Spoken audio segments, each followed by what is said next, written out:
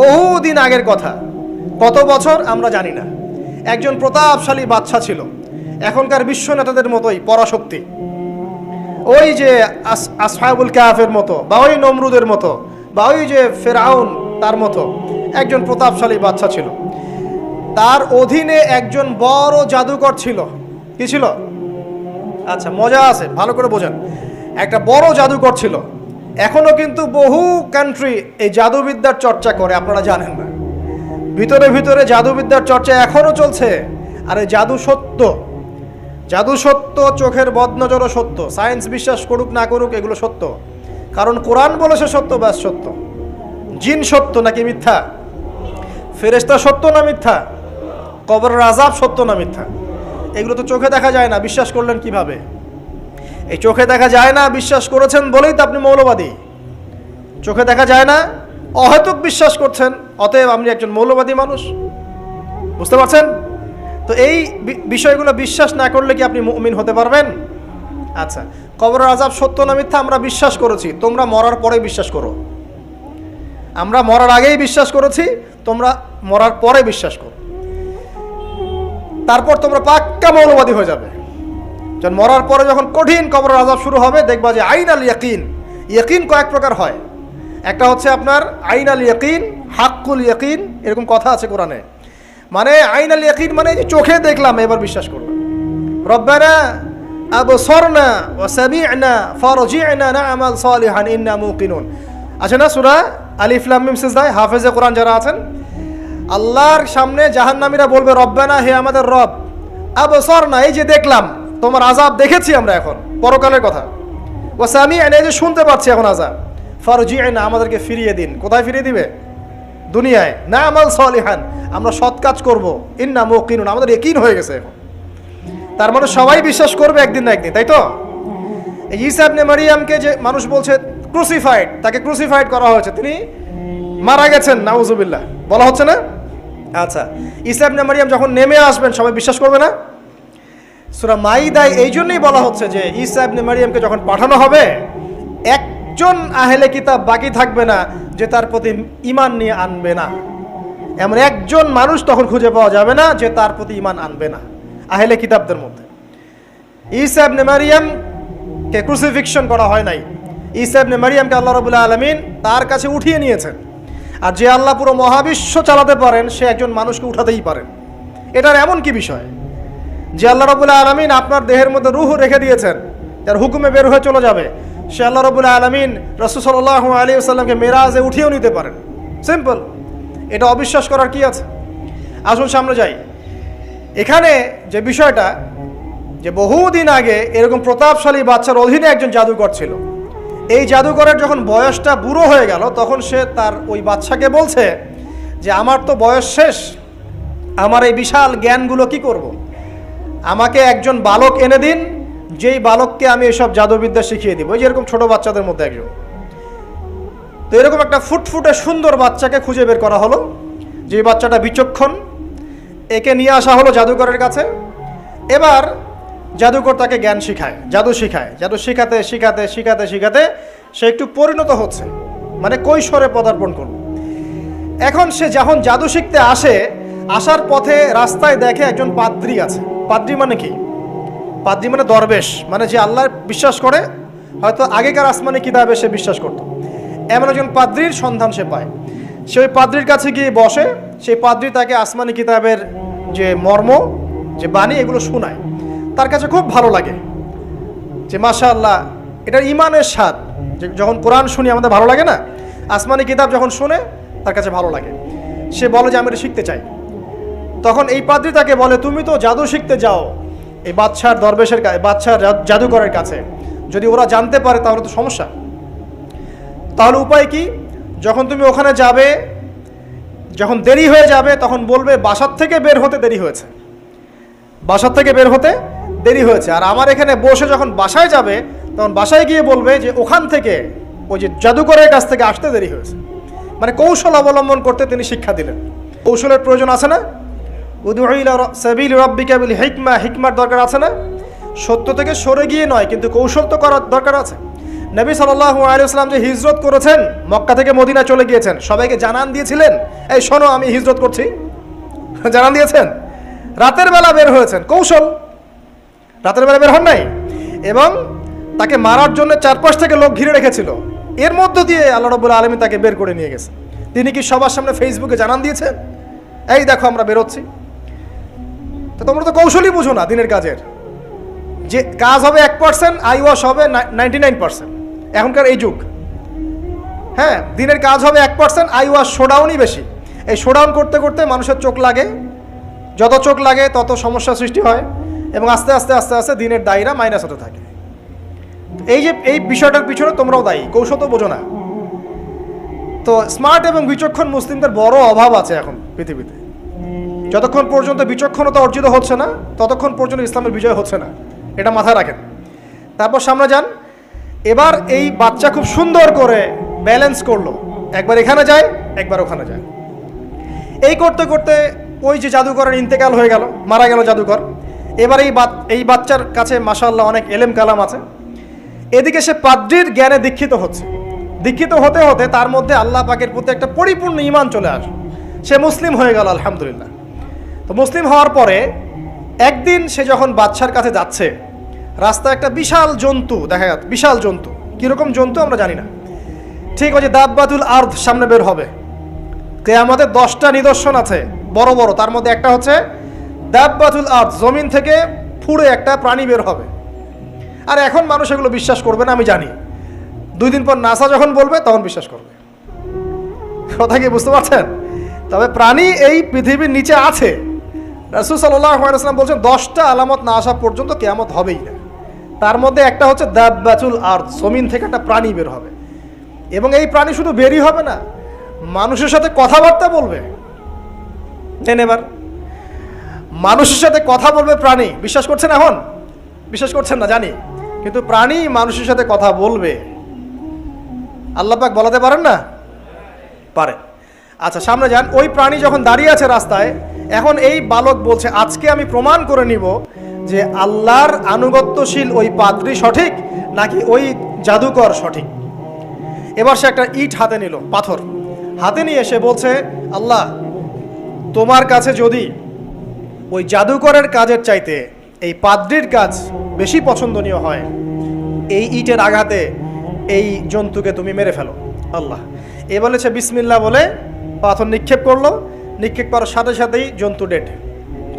তখন তার আইন আল ইয়াকিন, হাক্কুল ইয়াকিন হয়ে গেল যে হ্যাঁ, আল্লাহর কাছে এই পাদ্রীর আমলই সবচেয়ে বেশি পছন্দনীয়।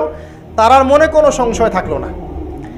কিশোর মানুষ না, কতটুকুই বা বোঝেন নাই? এবার তার মধ্যে একটা ইয়াকিন চলে আসলো এবং সে পরিপূর্ণ মুমিন মুসলিম হয়ে গেল।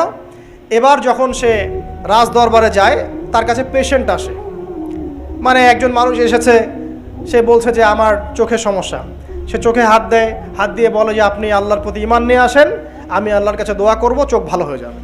এভাবে পেশেন্ট আসে, সে বলে আল্লাহর প্রতি ঈমান নিয়ে আসেন, আমি দোয়া করব, ভালো হয়ে যাবে। এভাবে আস্তে আস্তে তার নাম এবং খ্যাতি ছড়িয়ে পড়তে লাগলো। যেই তার কাছে আসে সে বলে আগে মুসলিম হন, ইমানদার হন, আল্লাহর প্রতি বিশ্বাস করেন, আমি দোয়া করব, ভালো হয়ে যাবেন। চোখ অন্ধ ভালো হয়ে যাচ্ছে, কুষ্ঠরোগী ভালো হয়ে যাচ্ছে, হ্যাঁ প্যারালাইজড রোগী ভালো হয়ে যাচ্ছে, আলহামদুলিল্লাহ। নবী ঈসা আলাইহিস সালাম এমনটা করেছিলেন না? আল্লাহ পাক চাইলে করতে পারেন। একদিন ওই রাজ দরবারের একজন মন্ত্রী আসছে, এবার ওই রাজার একজন এমপি সাহেব, তার চোখে সমস্যা, সে আসছে, এসে বলছে যে আমার এই চোখের সমস্যা, আমার চোখটাকে ভালো করার দরকার, তোমার কাছে কোনো ওষুধ আছে নাকি? সে বলছে যে আপনি আল্লাহর প্রতি ঈমান নিয়ে আসেন, আমি আল্লাহর কাছে দোয়া করব, আপনি ভালো হয়ে যাবেন। এবার সে আলহামদুলিল্লাহ ঈমান নিয়ে আনলো এবং সে ভালো হয়ে গেল। এই ভালো হয়ে যাওয়ার পরের দিন যখন সে আবার ওই পার্লামেন্টে গিয়েছে আর কি, ওদের তৎকালীন রাজদরবারে, এবার রাজা ওকে দেখে বলছে যে তোমার তো চোখ অন্ধ ছিল, কিভাবে শেফা লাভ করলে? তো সে বলে না কিভাবে শেফা লাভ করলো, সে বলতে চাচ্ছে না, কারণ সে আজ করছে যে বললে সমস্যা হবে। এক পর্যায়ে তাকে খুবই পিটুনি দেওয়া হচ্ছে, রিমান্ডে নিয়ে গিয়ে কঠিন মাইট দেওয়া হচ্ছে। এক পর্যায়ে সে মারের যন্ত্রণা সহ্য করতে না পারে বলে ফেললো যে ওই বাচ্চা, তার কাছে গিয়ে আমি আরোগ্য লাভ করেছি এবং সে আমাকে বলেছে যে তার রবের প্রতি ঈমান নিয়ে আসতে, তাহলে আমি শেফা লাভ করব। এই বাচ্চা এখন বলছে ফেরাউনের মতো যে আয়না রব্বুকুমুল আ'লা, আমি তো তোমাদের রব। নমরুদের মতো আমি তো তোমাদের রব। আমি তো জানি না যে আমি ছাড়া তোমাদের কোনো ইলাহ আছে? এবার এই লোকটাকে হত্যা করা হলো, এই এমপি সাহেবকে হত্যা করা হলো, বিকজ সে ঈমান নিয়ে আসে। এবার সেই বালককে ডেকে আনা হচ্ছে, বলা হচ্ছে বলো তুমি নাকি তোমার রবের নাম দিয়ে মানুষের ট্রিটমেন্ট করা শুরু করেছো। তখন সেই বালক বলছে হ্যাঁ, আমি এক আল্লাহর প্রতি বিশ্বাস করি এবং তার রাসূলের প্রতি বিশ্বাস করি, তার প্রেরিত আসমানি কিতাবে বিশ্বাস করি। এখন রাজা বলছে আমি ছাড়া তোমাদের কোনো ইলাহ আছে আমি তো জানি না। এই সৈন্যবাহিনী শোনো, এই বালককে ধরো, ধরে নিয়ে গিয়ে উঁচু পাহাড়ে নিয়ে যাও, ওখান থেকে ফেলে দাও। কথা বুঝতে পারছেন? এবার তাকে নিয়ে যাওয়া হলো, ক্রস ফায়ার দেওয়া হবে, এবার উপরে নেওয়া হয়েছে, একদম পাহাড়ের উপরে। এবার ওই বালক উপরে উঠে একটা দোয়া করছে, এই দোয়াটা সবাই শিখে নেন। ওই বালক উপরে উঠে দোয়া করছে আল্লাহুম্মা কফিনিহিম বিমা শি'তা, আল্লাহুম্মা কফিনিহিম বিমা শি'তা, আল্লাহুম্মা কফিনিহিম বিমা শি'তা। পাহাড় থরথর করে কাঁপা শুরু করলো এবং ওই সৈন্যবাহিনী পাহাড় থেকে পড়ে গেল, বালকের কিচ্ছু হলো না। আমি কিন্তু বানোয়াট কোনো গল্প বলছি না, এটা কোরআন থেকে বলছি এবং এটা তাফসীর। আপনি যে কোনো তাফসীর পড়েন, মারিফুল কোরআন, তাফসীর ইবনে কাসির, জালালাইন পড়ে দেখেন, পড়ে দেখেন আমার সাথে ডিবেট করার আগে। এবার সে বালক হেঁটে হেঁটে চলে আসলো রাজদরবারে। আবার কি ব্যাপার, তুমি মরো নাই? না, আল্লাহ আমাকে বাঁচিয়েছেন, আমার রব আমাকে বাঁচিয়েছেন। আবার পাঠানো হচ্ছে আরেক দল সেনাবাহিনীকে নিয়ে, যাও এবার ওকে সমুদ্রে নিয়ে যাও, সমুদ্রের মাছ সমুদ্রে ডুবিয়ে দিবে একদম। আবার সে ওখানে গিয়ে বলল আল্লাহুম্মা কফিনিহিম বিমা শি'তা, হে আল্লাহ, অর্থ হচ্ছে হে আল্লাহ আমার বিপক্ষে যারা আছে আপনি যা দিয়ে ইচ্ছা ওদের বিরুদ্ধে আমাকে সাহায্য করেন। অর্থটা হচ্ছে এমন, আল্লাহুম্মা কফিনিহিম বিমা শি'তা, আল্লাহ আপনি আমার জন্য যথেষ্ট হয়ে যান, ওদের বিরুদ্ধে আমার জন্য যথেষ্ট হয়ে যান, যা ইচ্ছা তাই দিয়ে আপনি হেদায়েত করুন, আমার মানে আমাকে হেফাজত করুন। ঠিক আছে, আল্লাহুম্মা কফিনিহিম বিমা শি'তা, ছোট্ট দোয়া। এবার ওই সমুদ্র উত্তাল হওয়া শুরু করলো এবং ওরা জাহাজ থেকে পড়ে গেল। এই বাচ্চা সেফলি আবার চলে আসলো রাজদরবারে, বিশ্বাস করছেন না? চলে আসলো। এবার আসার পরে বলছে শোনেন, আমাকে এভাবে মারতে পারবেন না, আমাকে এইভাবে মারা যাবে না, আমি আপনাদেরকে বলে দিচ্ছি কিভাবে আপনি আমাকে মারতে পারবেন। তো বাচ্চা বলছে কিভাবে মারতে পারবো বলো। তখন সেই বাচ্চাটা বলছে যে আপনি সমস্ত এলাকার মানুষকে এক জায়গায় জড়ো করবেন, মানে পুরো নেশনের যত মানুষ সবাইকে একটা মাঠে নিয়ে আসবেন, মাঠের মাঝখানে একটা গাছ রোপণ করবেন বা একটা কিছু স্তম্ভ নির্মাণ করবেন, সেখানে আমাকে বেঁধে ফেলবেন। বেঁধে ফেলার পরে আমার এই ধনুক থেকে একটা তীর বের করবেন, তীর বের করে আপনি নিজ হাতে এই তীরটাকে নিশানা দিবেন, দিয়ে বলবেন বিসমিল্লাহ আল্লাহর নামে, বিসমিল্লাহ আল্লাহর নামে, বিসমিল্লাহি রব্বি হাযাল গোলাম বলে ছুড়বেন। অর্থ হচ্ছে আমি এই রবের, আমি এই বাচ্চার রব, আমি এই বাচ্চার রব আল্লাহর নামে তীর ছুড়লাম, এটা বলে তীরটা নিক্ষেপ করবেন, তাহলে আমি মরবো, তার আগে মরবো না। কথা কি বুঝতে পারছি? এবার তাই করা হলো, সমস্ত এলাকার মানুষকে এখানে জড়ো করা হলো। কথাটা ভালো করে বোঝেন, সমস্ত এলাকার মানুষ মানে কি ওই এলাকার সব মানুষ, মানে মুমিন কাফের যে আছে সবগুলাকে একত্রিত করা হলো। করার পরে বাচ্চাটাকে এভাবে একটা জায়গায় বেঁধে দেওয়া হয়েছে, খেজুর গাছে, তাফসীরে এসেছে খেজুর গাছে। এবার সে এখান থেকে তীর বের করে বাচ্চা বলছে বিসমিল্লাহি রব্বি হাযাল গোলাম, নিক্ষেপ করলো। তীরটা ঠিক, আল্লাহ পাকের দৃষ্টি দেখেন এত সূক্ষ্ম, ওইটাই বর্ণনা করেছেন। তীরটা ঠিক বাচ্চার এই জায়গায় লেগেছে, এই যে মাথার এইখান থেকে লেগে এদিকে বের হয়ে গেছে। ওই বাচ্চা ছেলেটার এই যে কপালের এই পার থেকে এই পার পর্যন্ত তীর চলে গেল এবং বাচ্চাটা শহীদ হয়ে গেল আলহামদুলিল্লাহ। এবং এই বাচ্চাটা যখন মারা গেল বা শহীদ হয়ে গেল, আর সারা এলাকার মানুষ কি দেখলো? দেখলো যে বাচ্চা তাকে দুইবার চেষ্টা করে মারতে পারে নাই, কিন্তু তার রবের নাম যখন নেওয়া হয়েছে, আল্লাহর নাম নেওয়া হয়েছে, মারতে পেরেছে। দেন অ্যান্ড দেন পুরো এলাকার সমস্ত মানুষ মুসলিম হয়ে গেল আলহামদুলিল্লাহ। একজন বাচ্চার জীবনের বিনিময়ে সমস্ত এলাকার মানুষ ইসলামের হেদায়েত পেয়ে গেল আলহামদুলিল্লাহ। এবার বাচ্চার মাথা তো আরো খারাপ, একটাকেই সামলাতে পারছিলাম না, এবার তো সমস্ত এলাকার মানুষ মুসলিম হয়ে গেছে। এখন কি করবেন? এখন সেনাবাহিনীকে আদেশ করা হয়েছে সমস্ত মানুষগুলোকে জড়ো করো, জড়ো করে একটা গর্ত খোঁড়ো একটা গর্ত খুঁড়ে সেখানে আগুন জ্বালাও, আগুন জ্বালিয়ে সমস্ত মানুষকে ফেলে দাও। দৃশ্যটাকে কল্পনা করতে পারছেন?